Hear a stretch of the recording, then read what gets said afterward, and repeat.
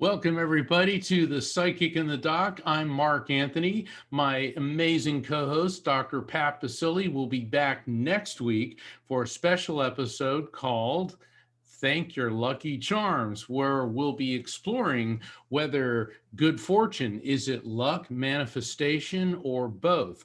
But this week, we have a very special guest, my friend and colleague, Mike Ricksecker. Mike is a world-renowned paranormal investigator. You've probably seen him all over television. I mean, he's been on Animal Planet's The Haunted, the Travel Channel's Alaska Triangle, and the Bio Channel's My Ghost Story and Mysteries of Mankind. Mike is a science-based paranormal investigator. And I've had the honor of being on his show a number of times. And so it's really great being able to repay the favor. Mike is also the author of the spiritual supernatural bestseller, A Walk in the Shadows. And that's what we're doing tonight.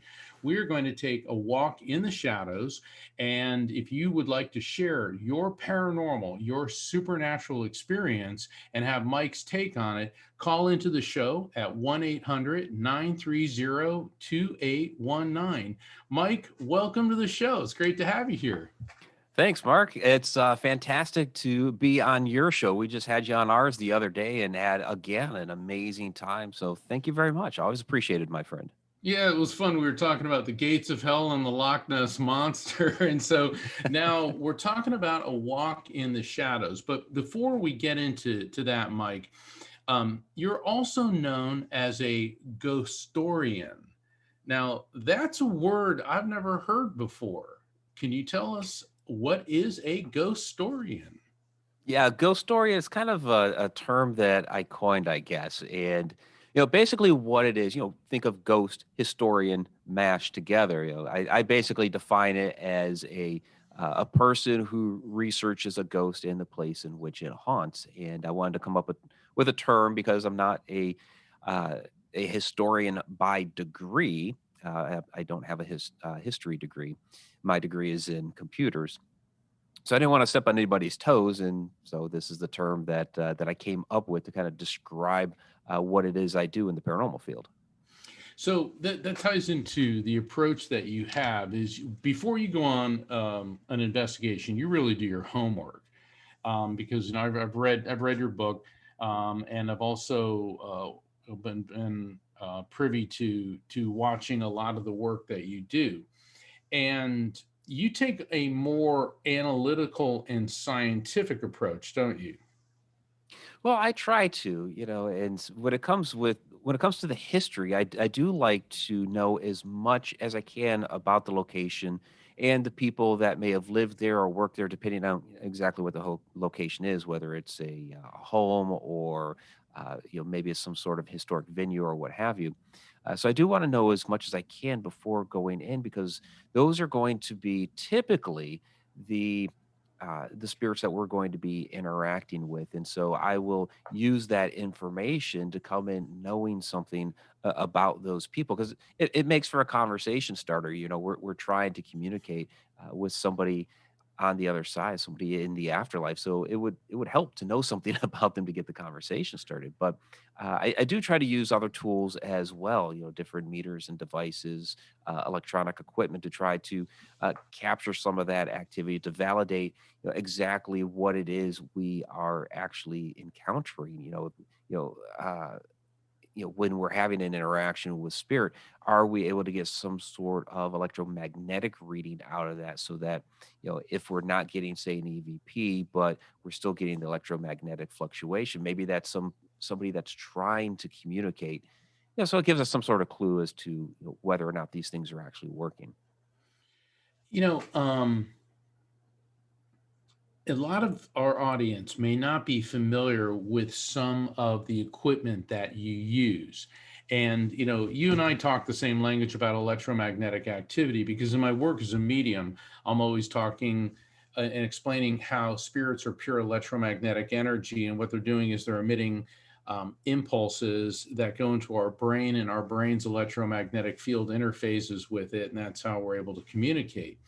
But for an objective observer like yourself, you mentioned a couple different types of equipment. Could you, just briefly explain what some of the most what's the equipment that you use? What is it? What does it do? What are you looking for?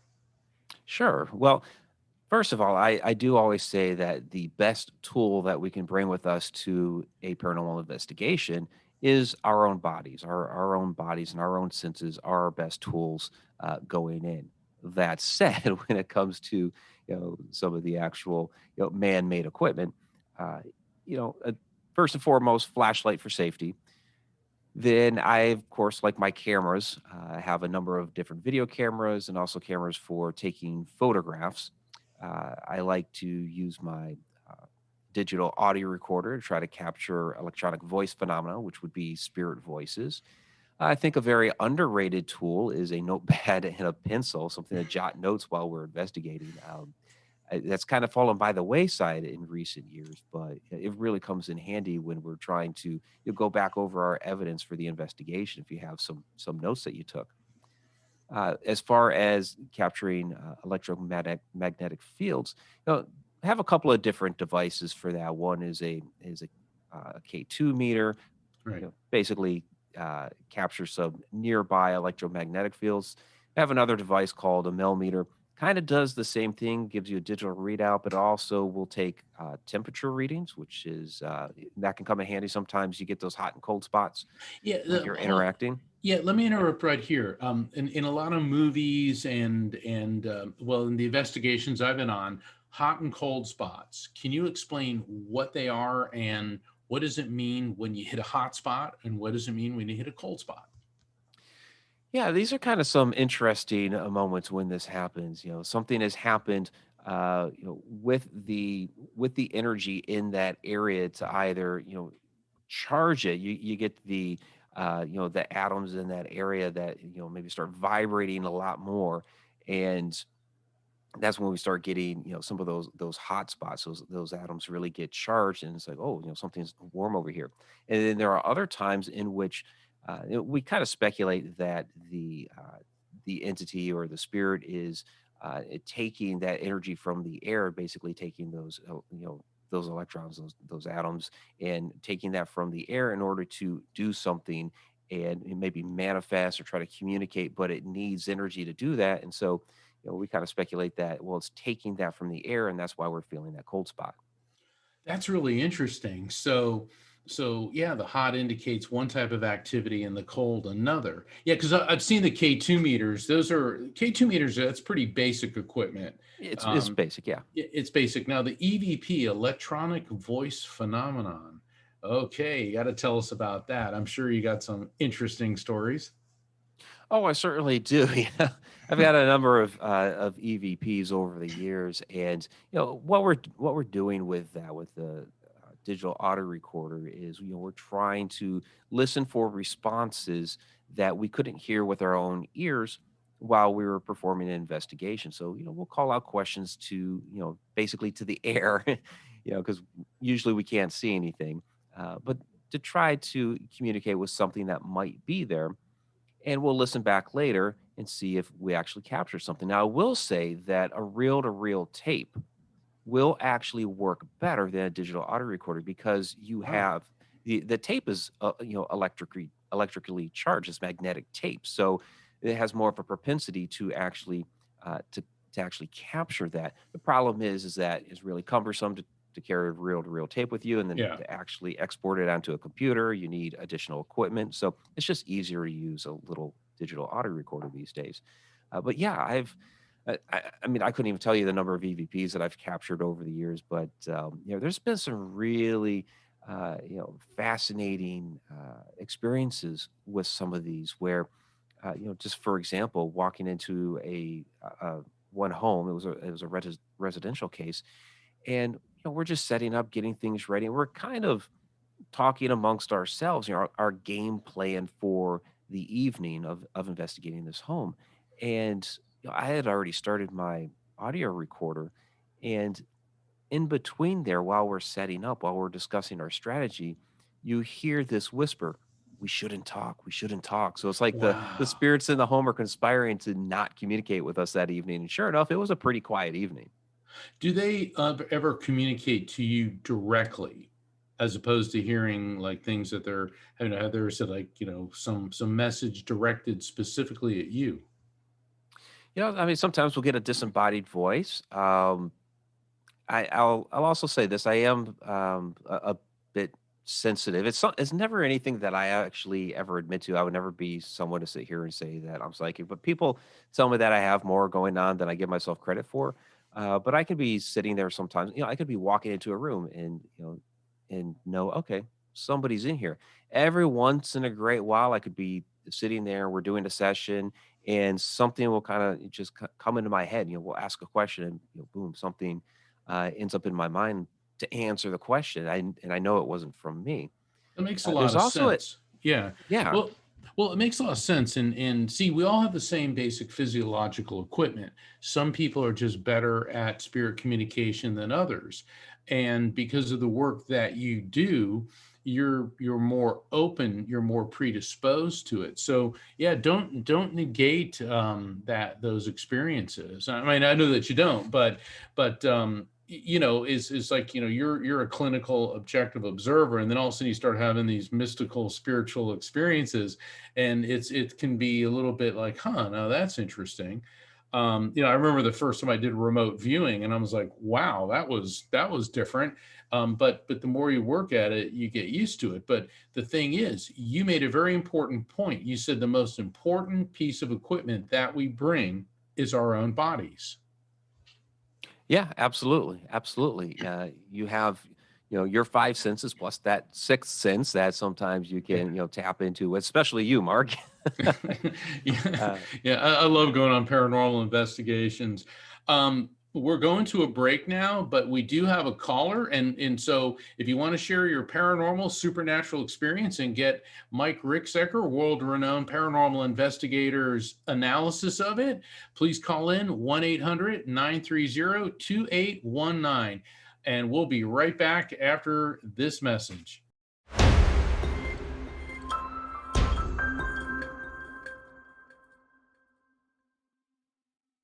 Hey, everybody, I'm Mark Anthony, co host of The Psychic and the Doc, and my co host, Dr. Pat Baccili, will be back next week for a special episode, Thank Your Lucky Charms. And we're investigating ancient Celtic wisdom and the phenomenon known as good fortune, good luck. But tonight, we're talking to Mike Ricksecker, a world renowned paranormal investigator. And Mike, I understand we've got a caller who wants to share a paranormal story with you. So let's go to the phone lines. All right, first up we've got Jackie from California. Jackie, you're on with Mark and Mike. Hey, Jackie, can you are you there? Yes, I'm here. How are you guys? Hey, Jackie, how you doing? We're getting a bit of feedback, so if you have your computer speakers on in the background, please turn them off. Go ahead and tell us about your paranormal story. Let me just turn off my iPad really quick. Okay. Okay. Yeah. Can you hear me okay? Yeah. For all the other callers, make sure you don't have your speakers on the radio or computer or iPad on in the background, because what happens is your phone picks up the speaker and it gives us a distortion, and that's an electromagnetic field. That's what Mike and I are talking about, me as a medium and he as an investigator. So Jackie, I understand that you have an interesting story about your otherworldly encounter. Yes. And thank you for having me on the show, Mark and Mike. It's a pleasure talking to you guys. Well, thank you for calling in. Thank you. Tell us about what happened. Okay, so it happened 9 years ago. I went on a tour, a ghost tour in San Diego at the Whaley House. Now, the Whaley House is supposed to be the most haunted location in Old Town San Diego. There's a lot of ghostly activity. Many people have seen shadows. So I went with my friend one night, and it was close to Halloween time.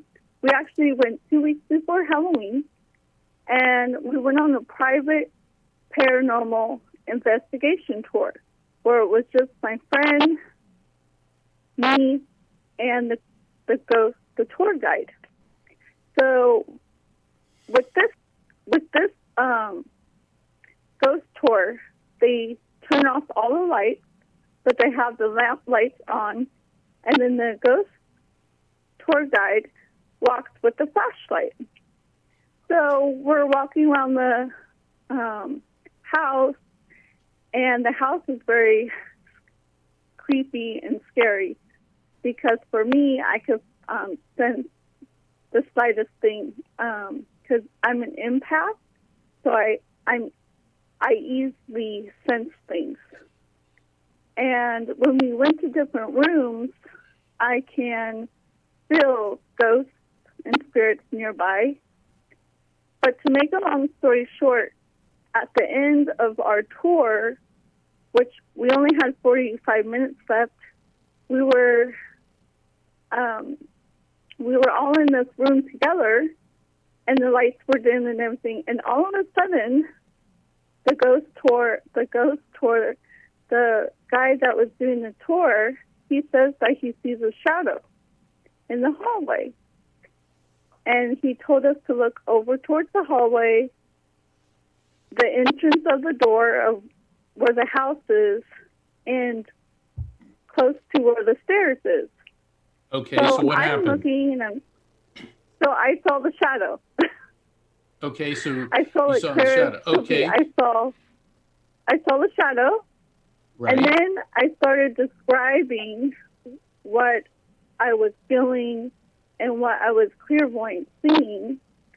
And the tour guide says, "You are right. That's how he died." And I believe it was Yankee Jim. And because he died right at that spot, he was actually hanged over where the stairs were.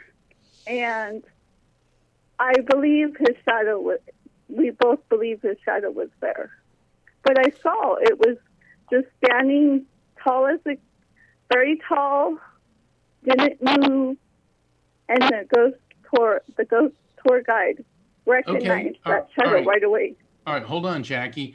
Okay, so you saw an image of a shadow, and Mike, your work, your documentary, The Shadow Dimension, in your book, A Walk in the Shadows. This is the perfect story for that. Can you tell Jackie what your analysis of this phenomenon was? Yeah, absolutely. First of all, in the Whaley House, a wonderfully haunted location. I've known somebody that's worked there, a very good friend of mine. My girlfriend Nicole has been trying to get me there for a long time. She's been there many times, so it's supposed to be a fantastic location. I've always wanted to get there, so I'm happy you got a chance to go. Yeah, Yankee Jim is Yeah. definitely supposed to be one of the spirits there, one of the many spirits that are roaming the grounds there. And yeah, a lot of times these shadows that we encounter are, they're really just a human spirit that can't fully manifest as an apparition. So we only see them as a shadow. And this is, a Mhm. perfect example of that. There's so many, there's a lot of different variations of shadow entities. And Mark, I know that we're going to get into those. Yes. And I always find it discouraging when people say, "Oh, there's a shadow; it must be demonic or something like that." But no, most times it's just a human, and this is a great example of that. Well, Jackie, thank you for Yeah. calling in and sharing that. We really appreciate Okay. it. So Mike, I want to talk about your book, but first, you just completed work on a documentary, The Shadow Dimension. What's that about? Yeah, absolutely. The Shadow Dimension, it's in the middle of post production right now. You can find out more information about that shadowdimension.com, which is where we have a brand new trailer up there for it, so you can watch the 2-minute trailer. And what I've done with this now, I had some grandiose plans for it last year, but COVID kind of limited what we could actually do. But Yeah. yeah, but the idea was to go to locations that have known shadow phenomena and research it and find out if we can find some different things in common between the locations to be able to try to determine what is it that draws these shadows here, why do they manifest at these particular locations, and can we actually get some real concrete interactions with these things to try to determine once and for all exactly what they are. Because I believe what a kind of quote unquote true shadow person is an interdimensional being. Right. And I also believe that many of them will manifest close to locations that have known vortex energy, that energy that wells up from the Earth's magnetic core and spawns off portals and all kinds of other activities. So I went to a couple of those locations at the end of last year. We investigated and I interviewed people like you, Mark, to get some expert analysis, which was fantastic. And yeah, it's really coming together. So it should be out this spring. Yeah, thank you for including me in that. I know we had the segment that I'm in. We talked about interdimensional communication, interdimensional beings. Now, let's talk about your book, A Walk in the Shadows. Now, clearly, this is also about the shadow people, but tell us about the book. Why did you decide to write A Walk in the Shadows? Yeah, A Walk in the Shadows. This is it's something that's been coming together for some years now. I've been involved some way, shape, or form with the paranormal for about 30 years. Some of my very early childhood experiences with paranormal activity happened to be with shadow entities, and so Well, as I hold on. I'm not letting yeah you off the hook on that one. I okay got to hear this. Okay, so one of your earliest experiences, you were a couple of them child. All right, you got to yeah. tell us about this one. Yeah, there are two very significant ones. So the first one, I was about 8 years old, woke up in the middle of the night, and there standing in the corner of my room was this tall, dark shadow figure. So, of course, I had no idea, you called it a, shadow person or anything like that. I just thought there was an intruder in my room and it was about to kill me because that's what you think at 8 years old. So I was very frightened, of course, trying to scream. My mouth opens, nothing comes out. And this thing did something very strange and unusual, especially with all the shadow stories that I've collected over the years. This one is quite different. It approached my bed, leaned over. I'm staring up into this face that has nothing. There's no eyes, no nose, no mouth, nothing. It's all black. And it actually grabbed me by the wrists, Wow. crossed my arms across my body, and then it ran off down the hall. By this time, I found my voice, found my legs, ran off to my parents' bedroom screaming. They called me down, consoled me, tried to tell me that I had just had a bad dream, but I'd been awake for this entire thing. So it's, really one of my most significant paranormal experiences ever. Yeah, I would guess. That's Yeah. pretty intense. And but That that was the first one. As a child, I've had all kinds as an adult, being on paranormal investigations. The second one was also pretty interesting. I was 13 at this time. We were just moving from our house in Massachusetts to a new house in Ohio, and I'm unpacking boxes, putting things away, and I kept seeing this figure standing in my doorway, and I'd turn to look, and it would take off. And so I'd go back to what I was doing. I'd see it standing there in the corner again, and I'd turn and look, and it would take off. So this happened for a couple of days, and finally I just got fed up, and I asked my mom about it. And I guess she thought I was a little bit more mature at that point, and she told me that she had also seen this thing around the house.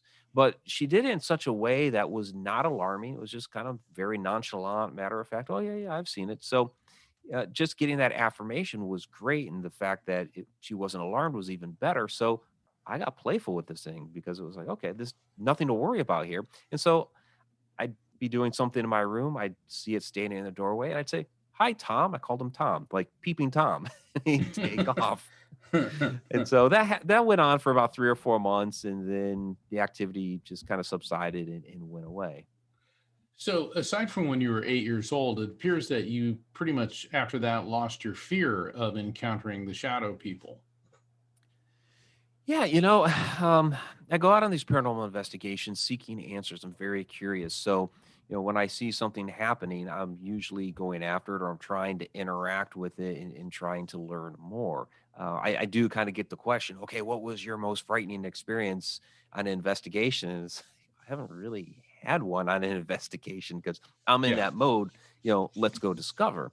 So the times that I have had something disconcerting, of course, I was frightened with that one when I was 8, but when I've had something disconcerting or concerning, it's usually been when I'm caught off guard, not investigating, in situations that have nothing to do with being out on investigation or researching. So, Mike, before we go any further, how do people get hold of you? And like through what's your website?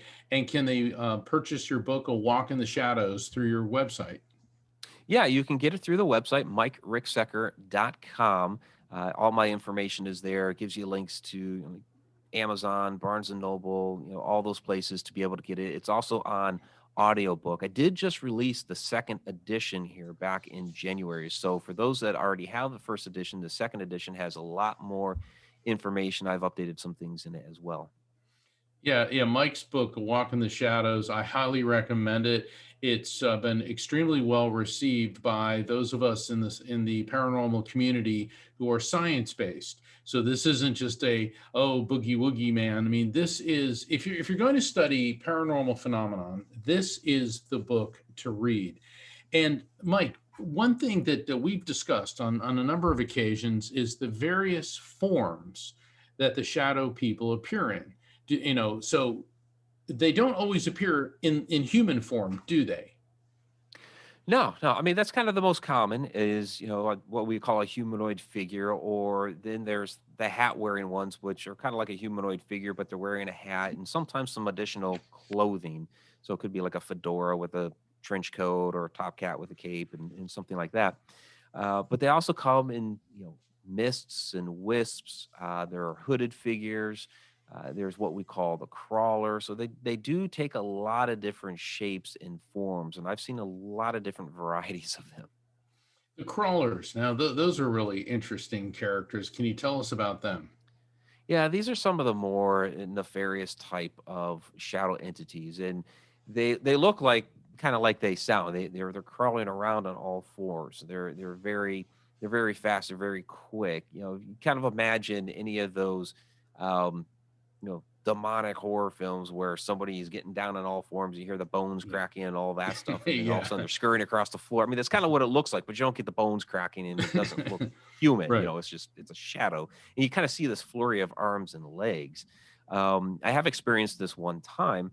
That was during a paranormal investigation at an abandoned church out in the middle of nowhere in Oklahoma. It was called Black Bear Church, and we were down in the basement area, and all of a sudden we see this shadow slip through one of the broken windows, and it starts circling us.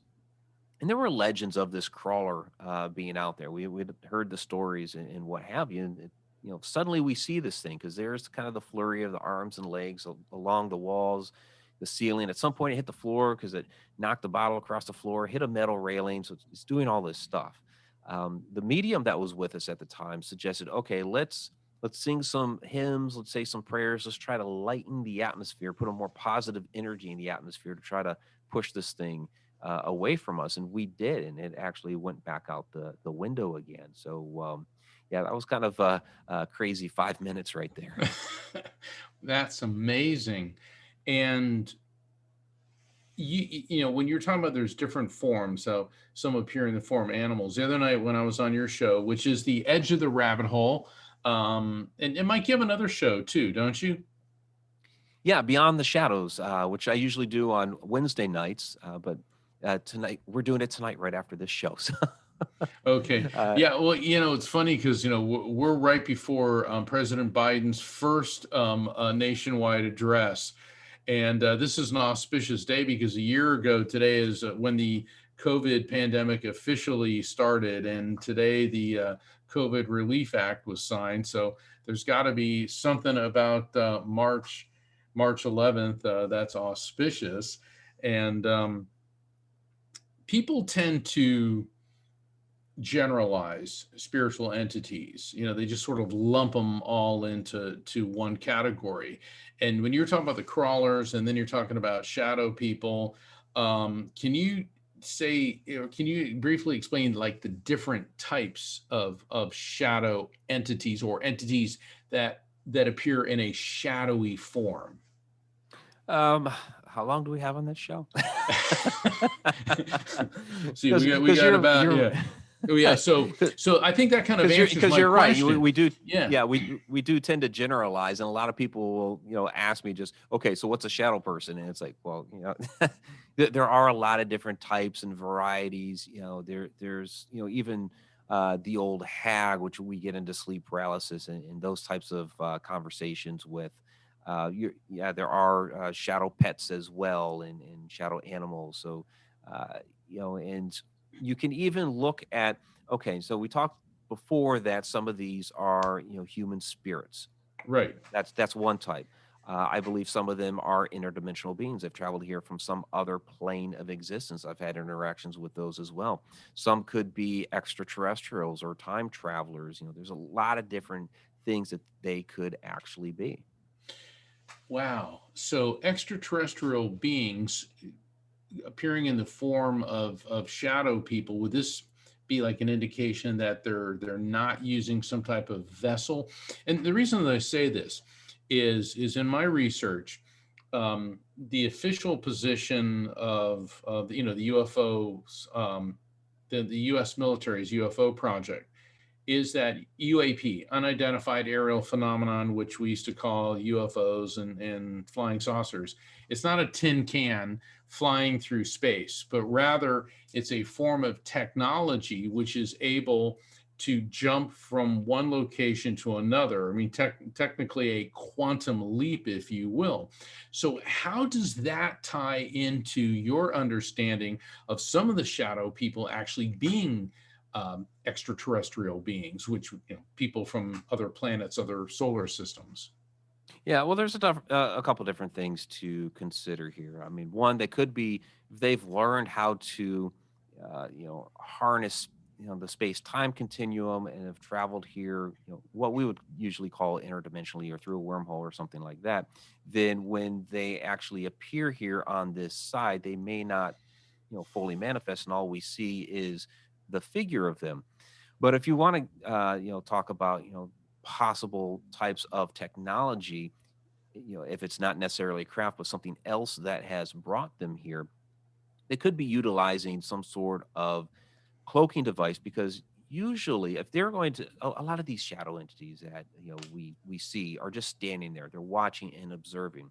We hear a lot of extraterrestrial encounters in which they're watching and observing.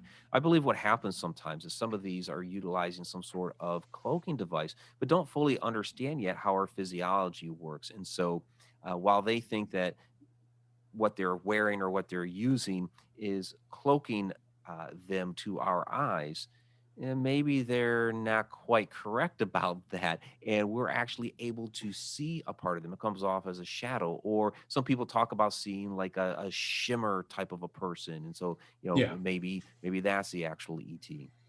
I have a feeling that if Dr. Pat were here tonight, she would ask, do you feel as a paranormal investigator that people in your field, do you feel that you are psychologically impacted by the work that you do?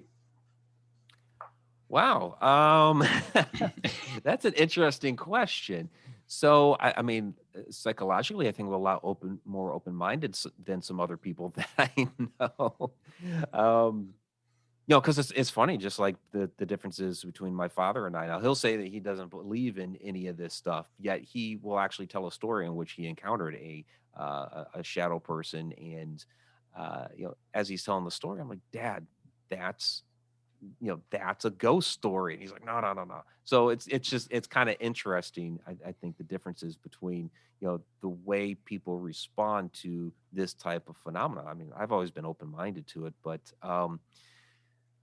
yeah, I don't, yeah, I I mean, don't do you know if think I've that been it psychologically damaged or anything like that. Well, no, I mean, yeah, you don't seem like that, and most of the ghost hunters are, and I don't even like using that word. I prefer paranormal investigator than So do I. ghost Yes. hunter, because that brings up connotations. And if we're going to be examining what we do, the way I examine spirit communication, the way you examine the shadow people, these interdimensional beings, I think that we have to stick to the scientific method. We have to objectively observe it instead of jumping to conclusions. Do you find though that maybe like socially, when people find out what you do, some people steer clear of you? In other words, when I went public with being a medium, I lost most of my friends, but I made new friends, people that are interested in this line of work. Do you feel that that is a side effect of going public, certainly It on television? Yeah, it is. There are some people that end up shying away from you. There's some ultra religious people that, and even a couple of family members that, are just like, you're messing with demons. Uh, but I'll tell you what's kind of interesting is I have an aunt on my mother's side who's a nun, and at one point she was actually the mother superior of her convent, but she's a bit more elderly now and had to relinquish that role. But I remember sitting because she's a cloistered nun, so you get visitation a couple times a year. And it was a few years ago. It was the first time I'd been back to see her in several years and get the whole family kind of sitting in like a shoehorn or a horseshoe around her. And I'm kind of just saying hi to everybody, kind of keeping to myself on any of the ghost stuff. But one of my aunts says, "Hey, Mike's into ghosts and hauntings and all that." And all of a sudden, here's my aunt who's a nun that just, I'm thinking, oh my gosh, I'm gonna get the Bible thrown at me now. But no, she just brightens up. Oh, I love ghosts and hauntings, and so she wanted to know about everything. And so I was really taken aback. It's surprising to me, the people that shun you and shut you out, and the others that are actually very accepting. They're a lot of times they're very opposite of who you think that might be. That's true. I found like I've had many members of the clergy from several different faiths come to me for readings, and the official party line, if you will, of religion is that spirit communication, it's evil, mediums are not a god, yada yada yada. But the people that really do understand realize that the other dimension, the other side, is is not some far off, distant, nebulous, or evil place, and that spirits are able to communicate with us and they're around us constantly. So, Mike, how did you get into this? I know you said your background's in computers. I mean, you're like the all-American guy. You're a father of four. You love baseball. You live in Ohio. I mean, God, you can't get more American than you. So, how did the all-American boy turn into Ghostbuster? Yeah, Excuse me, Ohio, the heart of paranormal it all. investigator. Yeah, and I played baseball for a little while. It was fun. Yeah, it actually again kind of goes back to my childhood. I I'd had those different experiences. I have been a writer ever since I was 7 years old, and I wrote little mystery stories, and sometimes I'd write little ghost stories. I even wrote historic fiction as a 7-year-old, if you can imagine that. We're talking like little Yeah. stick figures, and talking about George Washington, but it happened. Uh, but really, kind of that moment that I knew, um, I was about 15 years old, and my friend David and I were we were visiting our friend Lori, and we're just, sitting in her living room, just kind of shooting the breeze, talking about teen drama, all that stuff. But she lived in an older house in the historic section of our town that we lived in. And all of a sudden she says, I think my house is haunted. Well, instantly, David and I are very intrigued. Oh, really? Tell us more. So she's telling us about how there's a old family cemetery in the backyard. These different things are happening around the house, and her main concern was her bedroom, in which every time that she'd go into her room, she'd tack something up on the wall because teen girls are going to try to put up posters and everything. uh, this stuff would fall down. Like whether it was an hour, a day, a week later, whatever it was, it would always end up falling down. She could not keep anything on this wall. So she thought the wall was haunted.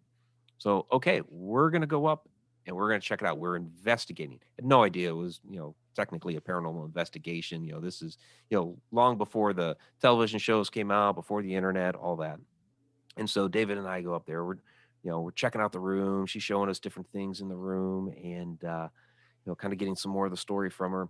And David, I didn't realize this about him at the time, but he was a very, very sensitive guy. And he put his hand flat to the wall like that. And as he did so, and he stood there, he turned this bright, bright red and started sweating profusely. And I'm looking at my Wow. friend like, oh my God, what the heck is going on with David? I'd never seen anything like this before. So he started going like, you know, wall to wall in the house, trying to find like these other kind of quote unquote hot spots. And I'm looking at David, I'm looking at the wall. And that was the moment that just kind of clicked like, this is absolutely fascinating. And I knew right then that I was going to be involved with this for the rest of my life. Wow. So that was your aha moment with Yeah. that. So what do your kids think? Do they think like you're totally whacked or they got the coolest dad ever? They're mixed. They're mixed. Some of them don't really believe in all this stuff. My daughter, when she was around 16 years old, 15, 16 years old, she went on several paranormal investigations with myself and the team that I was with at the time. So, she has some experience doing this, but um, she's kind of doing her own thing these days. Super. And I know we got about another 15 minutes. So if anyone wants to call in and share their supernatural encounter, 1-800-930-2819. Mike, people can find out about you through MikeRicksecker.com, but also through hauntedmedia.com, right?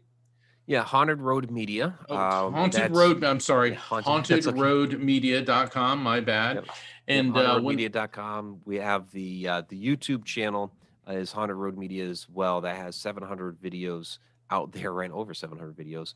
Edge of the Rabbit Hole has its own YouTube channel as well for that show, which we just had you on. And there's also the new site that I put out there about a month and a half ago. It's connecteduniverseportal.com, and this is it's a membership site, but also has courses that I'm in the process of developing and will be posting out there. So, to get into shadow entities, interdimensional beings, other supernatural topics. And then the membership side has all kinds of like behind the scenes videos, monthly Q&A videos, all kinds of articles. The video version of the Beyond the Shadows live stream goes out there. So there's a lot of things that we're doing out on Connected Universe Portal. So were these all in the works before COVID, or are these things that you came up during lockdown? Kind of a mix. Some of them were before COVID, because Shadow Dimension has been in the works for about a year and a half. But some of the other things like Connected Universe Portal, I've been talking about the quote unquote Connected Universe for a long time, but yeah, kind of Nicole and I during lockdown were like, we should we should put that membership site together. Well, we talked about doing courses is kind of what it came down to. How would I, present courses, and that's where the idea for that site came out of. So with these courses, is that going to be teaching people like theory or practical application? I mean, what will be the substance of the courses on the Connected Universe website?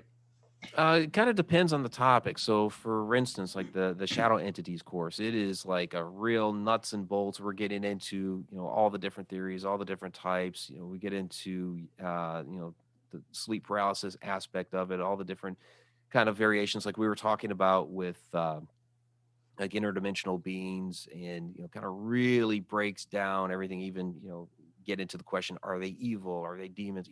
Things like that. And so. I did a workshop on this back in the fall called Unveiling the Shadows. So it's basically kind of taking that workshop and amplifying the heck out of it. You've mentioned sleep paralysis a few times. Mhm. And from a psychological standpoint, and once again, I'm looking forward. I wish Dr. Pat were here, because she'd really be able to explain to us what that phenomena is. But my understanding is sleep paralysis, people feel like they simply can't move, like they're somehow immobilized against their own will. Now, can you explain to us how sleep paralysis ties into, or is there a connection between sleep paralysis and the shadow people?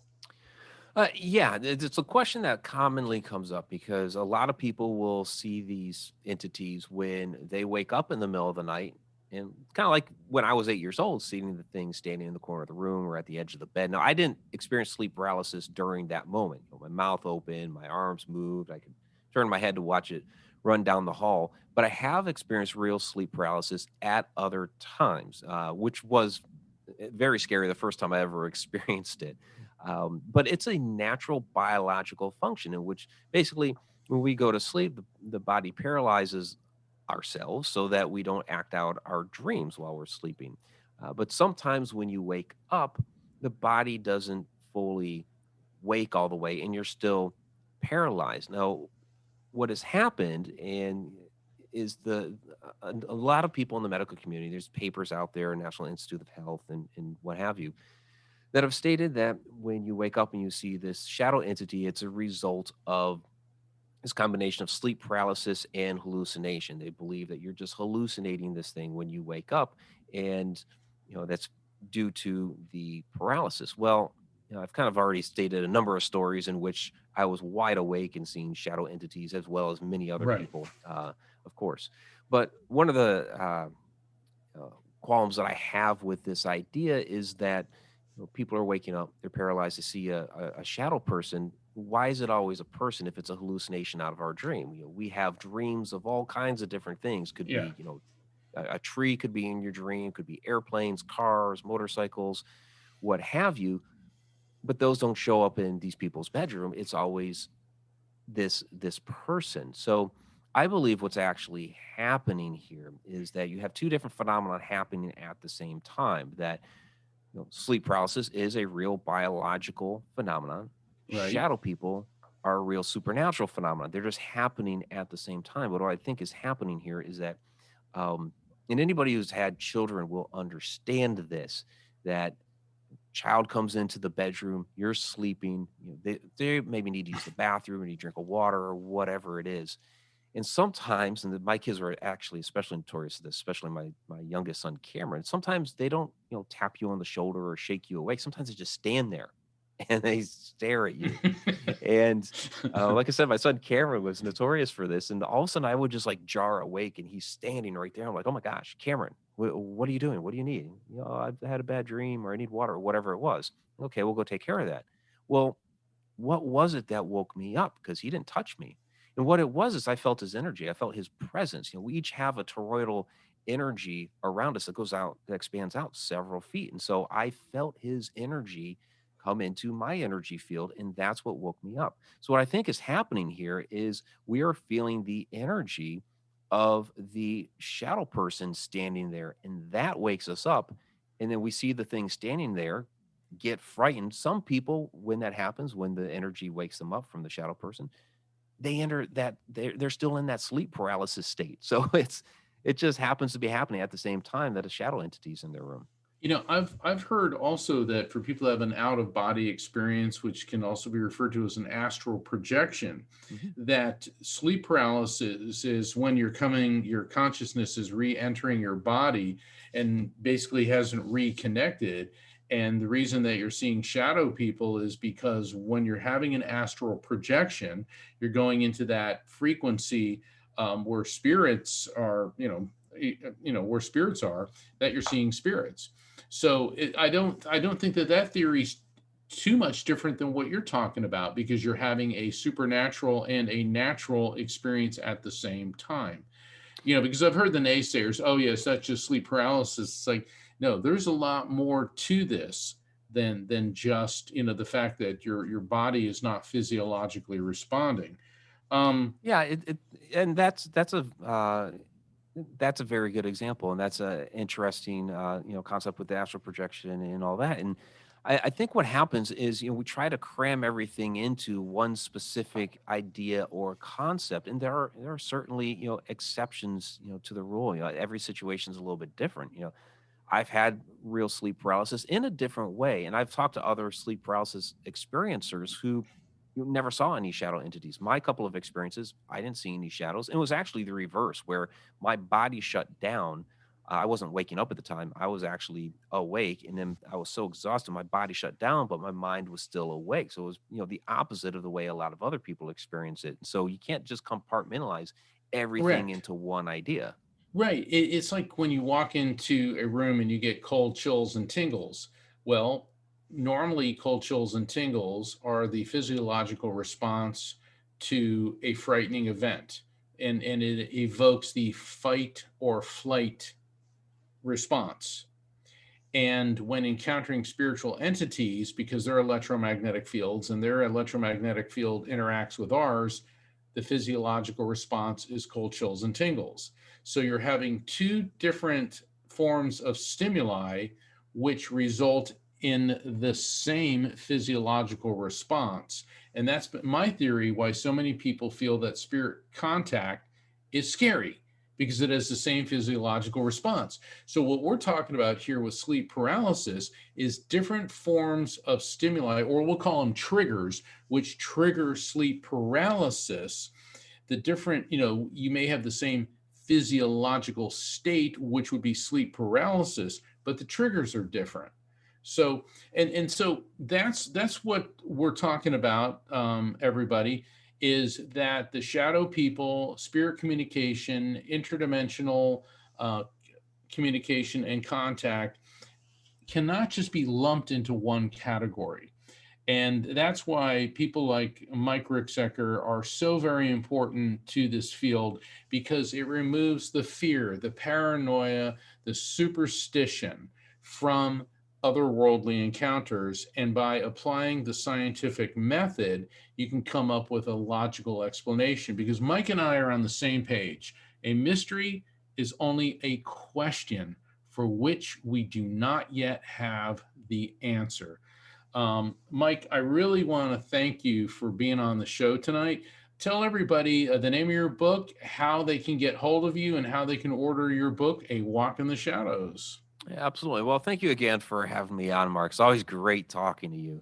Yeah, you can find my book, A Walk in the Shadows, at MikeRicksecker.com. You can also find it out at, Amazon, Barnes & Noble, all those great book-selling sites, Books A Million. And check out shadowdimension.com. Watch the trailer for the upcoming docu-series, and also connecteduniverseportal.com. Now, isn't there, I know that St. Patrick's Day is next week, but isn't there something about a trip to Ireland? Ireland, yeah, that's actually coming up. We pushed it off till 2022 because Ireland is still basically in lockdown, and and a lot of people had concerns. So next year, July 1st through the 9th, 2022, we have a fantastic tour of Ireland coming up. We're exploring a number of great castles out there, a number of haunted locations, some of the stone circles, ancient mysteries of Ireland. You can find that out at mysteriousAdventurestour.com. I also have links from my website to there as well. Well, thank you, Mike, and everybody. Thanks for tuning in to The Psychic and the Doc. I'll be back next week with the amazing Dr. Pat, Thursday, 7 p.m. Eastern, 4 p.m. Pacific. Thank you. God bless. And remember, keep your eye on the shadows. Hey, everybody, thank you for tuning into The Psychic in the Doc with Mark Anthony and me, Dr. Pat Baccili, right here on TransformationTalkRadio.com. Hey, look, come back next week so we can explore with you more of life's many challenges and learn from fascinating guests. And you know what? Even Mark and me.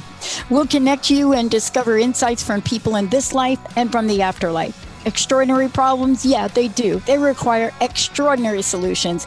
But step into the world of possibilities with us on The Psychic and the Doc.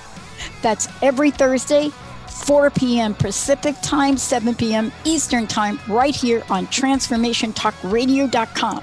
That's TransformationTalkRadio.com. And don't forget, we're also live face-to-face on Facebook.com, Transformation Talk Radio.